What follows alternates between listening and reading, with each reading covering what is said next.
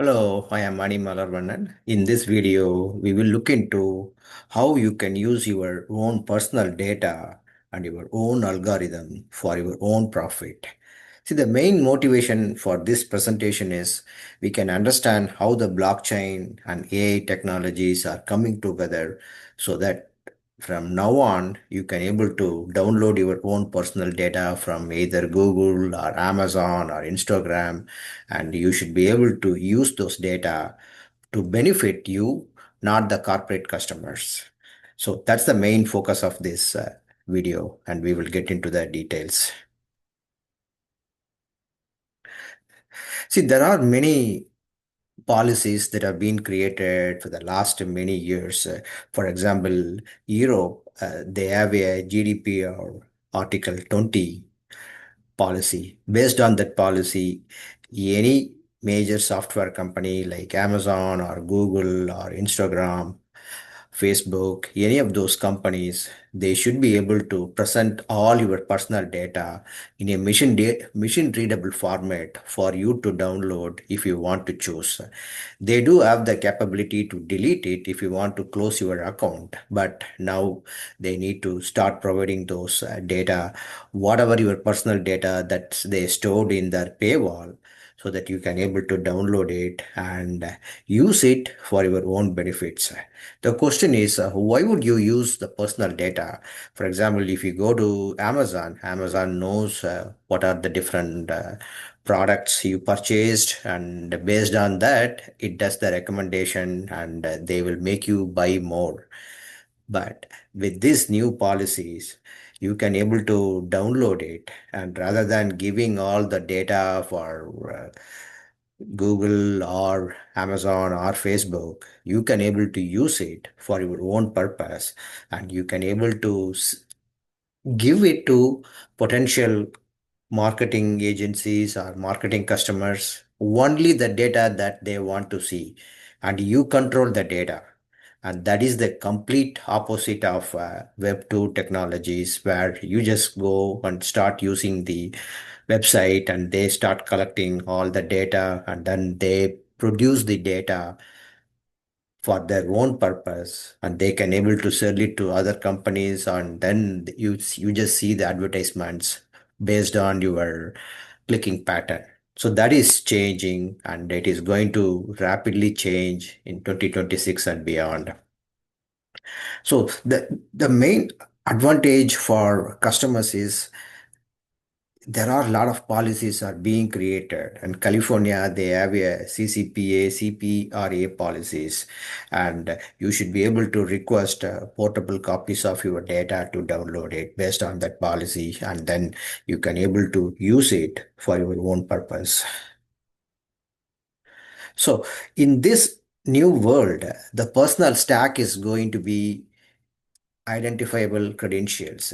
So you should be able to use the standard mechanism to identify your age, your date of birth, and your place of location, whatever informations about your personal identity, where you went for school, what are the jobs you did, what are the different certifications you obtained, all those things you can able to create a pod using W3 standards, that's called verifiable credential standards, that is created by the World Wide Web Consortium, and all the major vendors are following those standards. Using that, you should be able to create it for yourself and then use it when needed.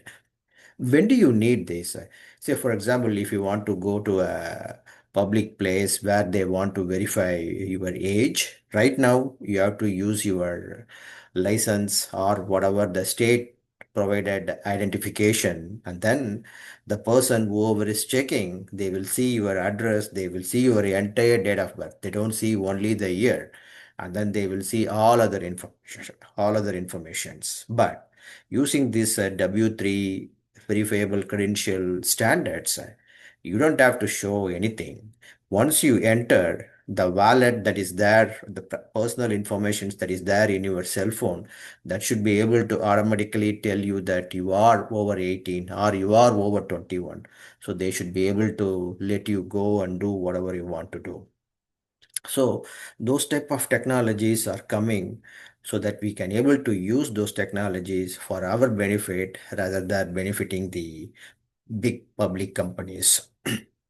And then the UDI wallet, the EU government-based backed identity was created, and it has a verifiable attributes that are there that is going to be used across borders when you travel from one EU country to another EU country. So those technologies are also coming in. So basically what you do is that you have a pod in your cell phone, that is you control the pod. The pod is basically a collection of data, your personal data, that you want to store it in a data vault, and that could be used, and you don't have to give the entire data. Whatever data that is needed, only those data can be shown to the border agencies when you are traveling or when you are requesting any informations from any government agencies. So for that, Ethereum created the ERC6551 NFT token standard. It's basically a NFT and also a wallet. It can hold multiple informations about yourself, and you can able to sign the message, and you can able to identify who you are, and all those are all managed by the ERC6551 NFT token. So with that, with the personal stack, we were creating a self-sovereign identity for you, as you will be the owner for your own data, and you decide where to use, when to use, how to use your own personal data, not the big companies. They are going to decide it in the future. That is the whole point of these technologies that are coming up to help us. So privacy tech, so it comes with the use without exposing your entire private data. Say, for example, if you have some informations on your data on your cell phone, and you want to provide only select informations to select companies to access your data, your personal data, like your gene information, without giving who you are, without giving your physical location, and they can able to access it, and they can able to pay you a fee, and that will come into your wallet automatically, because they are using a major research program, and they want to use how the real customers are having certain type of informations that they want to get it, and they want to use it for their research purpose, without providing your personal identity, without providing what are all your personal medical history. You can provide very minimal data about a particular treatment you are getting, particular medication you are taking, and they can take that information securely, and then they provide a fee for using your data, because you are a real person, and you are using the real medication, and they want to collect how you are reacting to that data, and they will use it to fine tune their large language model or whatever the use case they have. So you decide it. If you don't want to give it, you can say that you are not interested to give it. So that is the main use case for this type of workflows.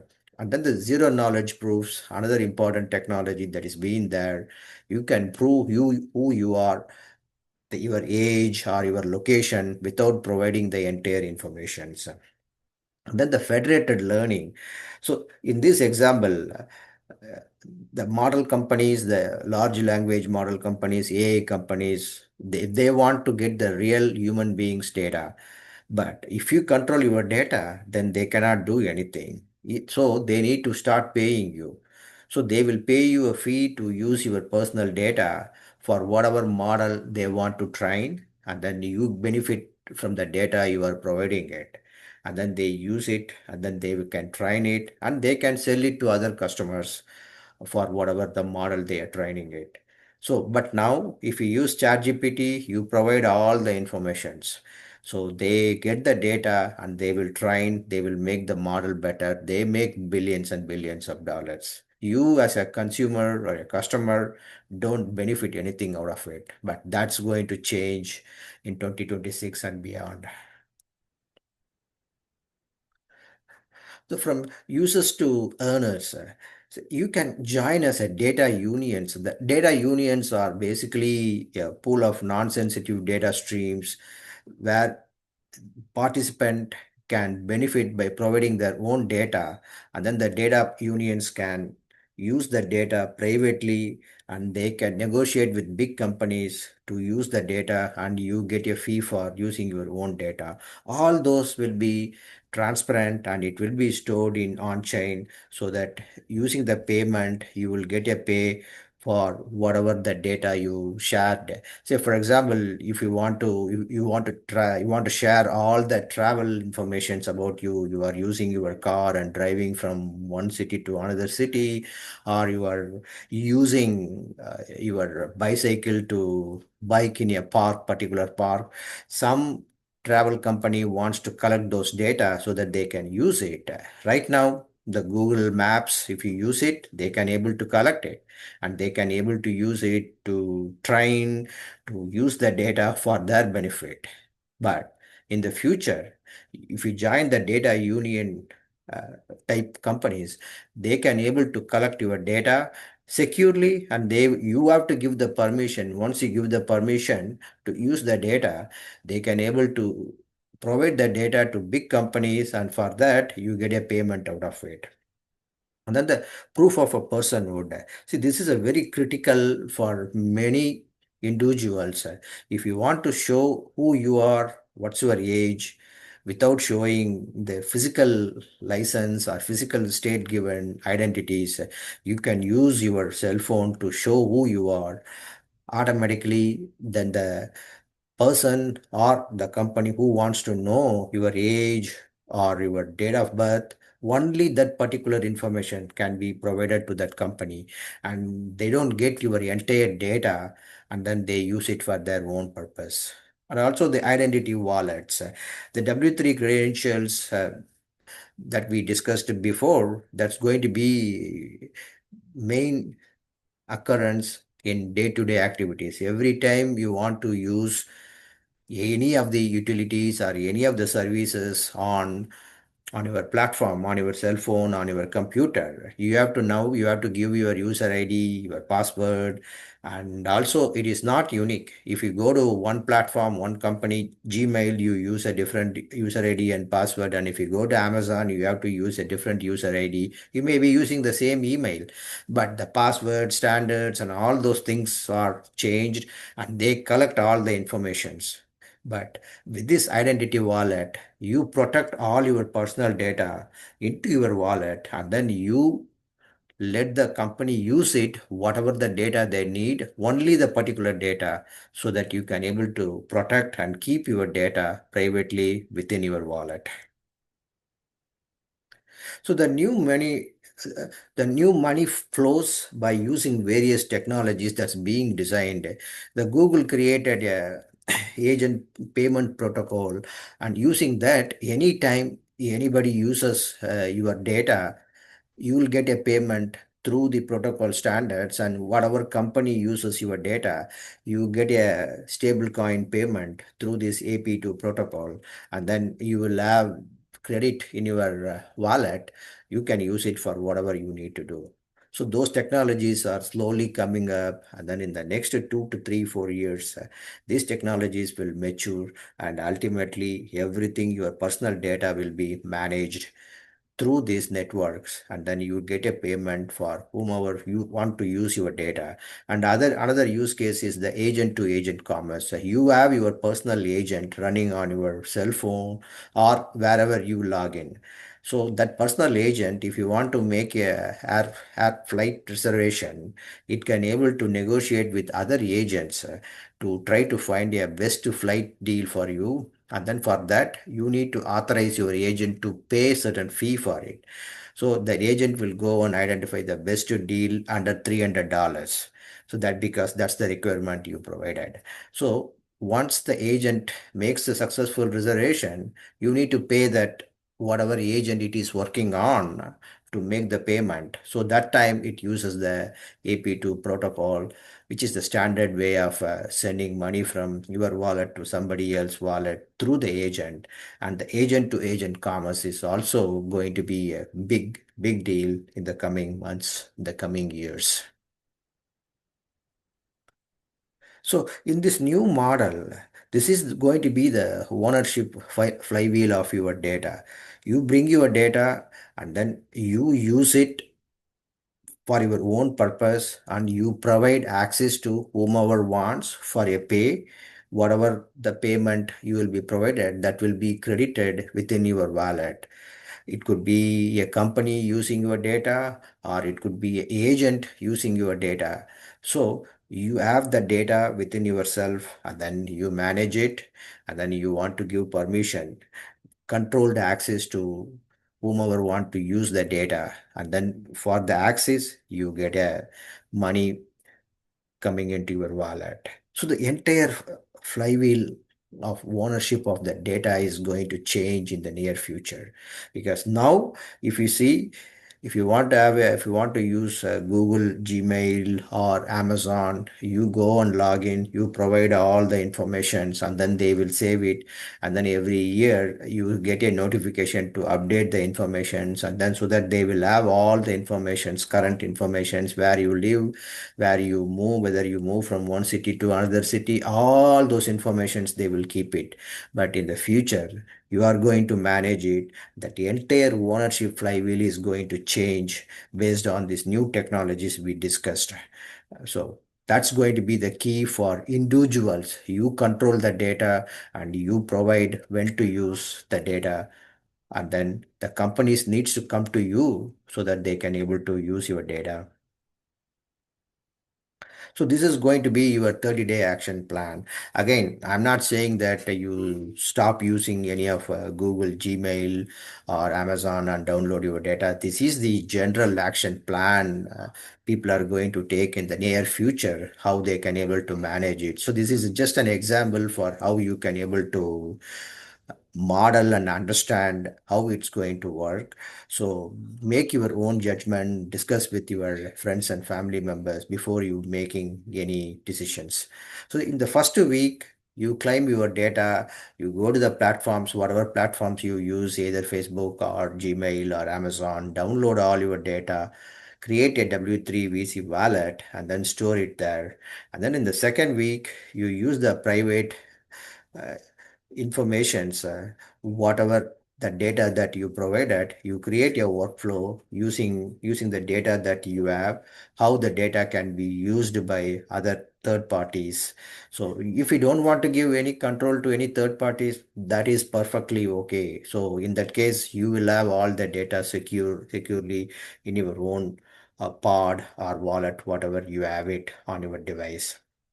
And then in the third week, if you want to earn, then you can use the ERC 6551 token standards to create it, so that you can able to sell your personal data.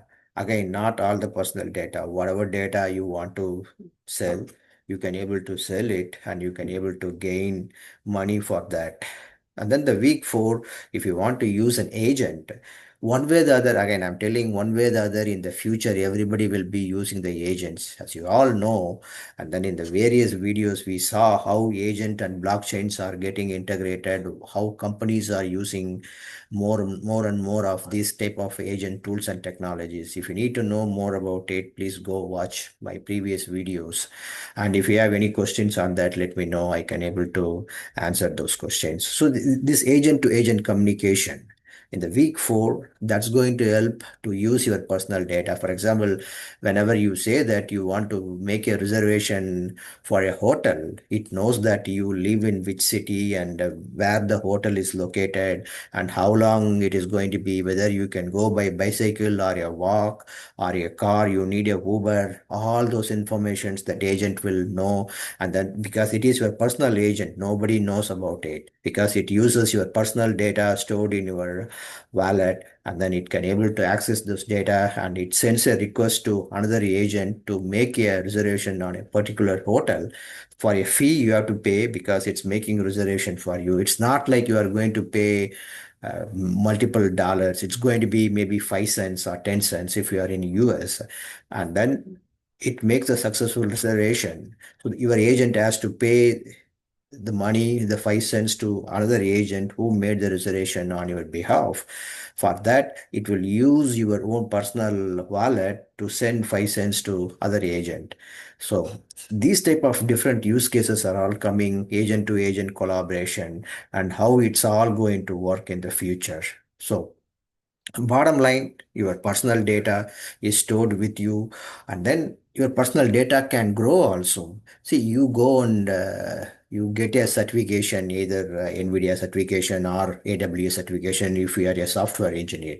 So those certifications data will be stored within your wallet, within your personal information. Right now, your LinkedIn knows all your professional information, where you worked, how long you worked, when you move to a different job, whatever changes you make, whatever informations you provide, the LinkedIn owns it and they are going to use it. They are already using it.